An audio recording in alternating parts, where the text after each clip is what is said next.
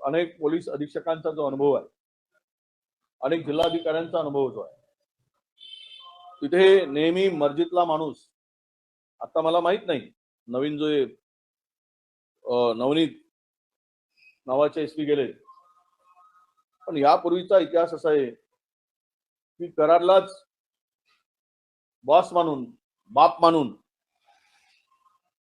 त्या ठिकाणी पोलीस वागत होते. आणि आजही पोलिसांच्या भूमिकेवर 22 दिवस त्याला पकडू शकले नाही. त्यामुळे पोलिसांची प्रतिमा मलिन होताना दिसते. गृहमंत्र्यांनी याकडे लक्ष दिलं पाहिजे. त्यांना कदाचित ही माहिती नसेल, या राज्याच्या मुख्यमंत्री म्हणून, गृहमंत्री म्हणून, पण जी जनतेमध्ये चर्चा आहे त्याकडे जर लक्ष दिलं नाही तर पोलीस विभागांचा वाटोळा झाल्याशिवाय राहणार नाही, अशी परिस्थिती नाही. मला वाटतं की सीआयडीचा तपास सुरू होता, आता एसआयटी आणली. हा तपास भरकटण्यासाठी तर नाही साहेब.